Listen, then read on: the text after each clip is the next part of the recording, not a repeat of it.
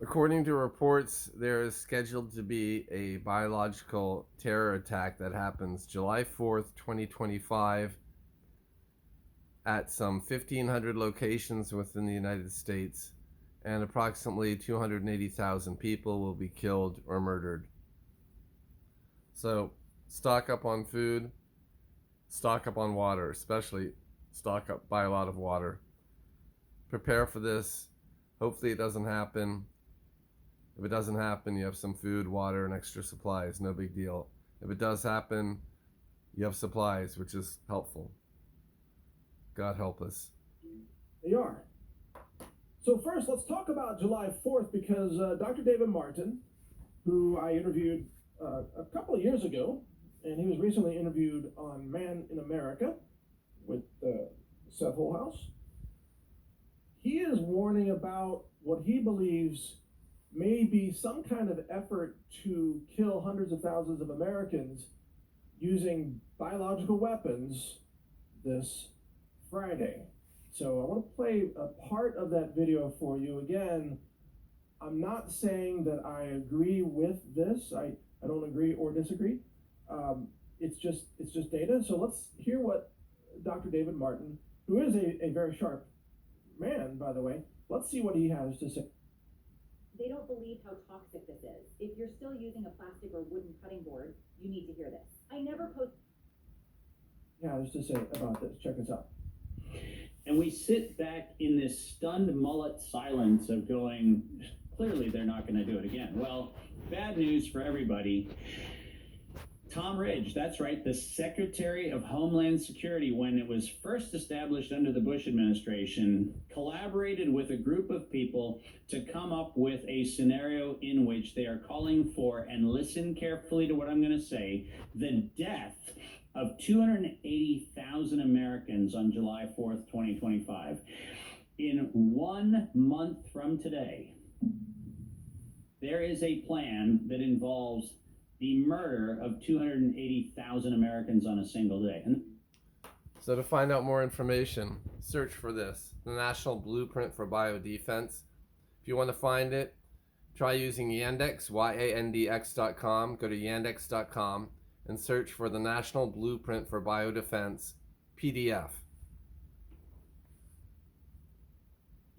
Single day. And the best part of it is they're going to blame a foreign actor for it, except for a tiny little problem.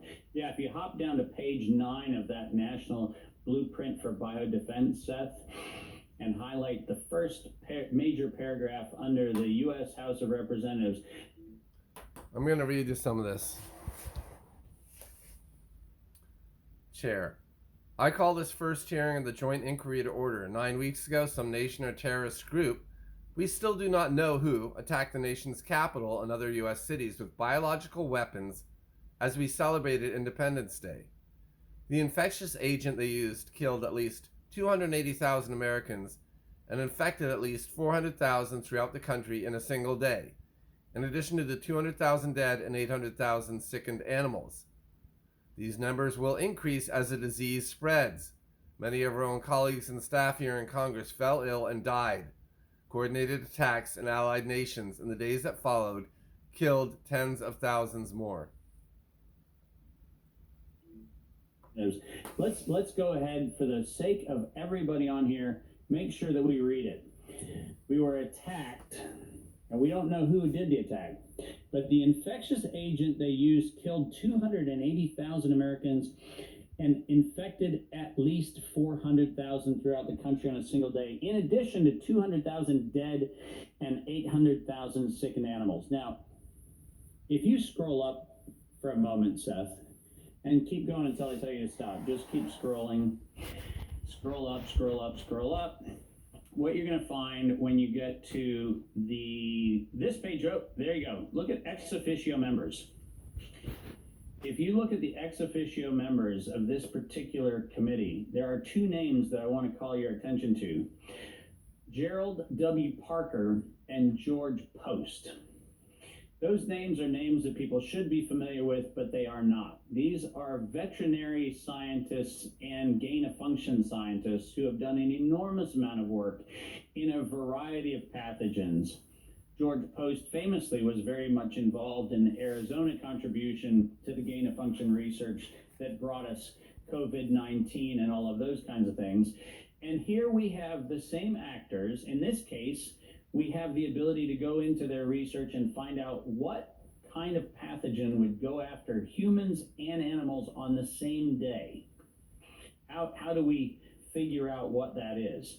And it turns out that there are a bunch of options. Nipah virus is what they refer to in this scenario, but equine encephalitis, which is a huge gain of function problem, is something that these guys have been familiar with. And there are several other pathogens that these guys have been working with. And the fact is that they're telling us that on July 4th, on the celebration of the 249th year of America in its formation, we are going to allegedly have a biological weapons attack.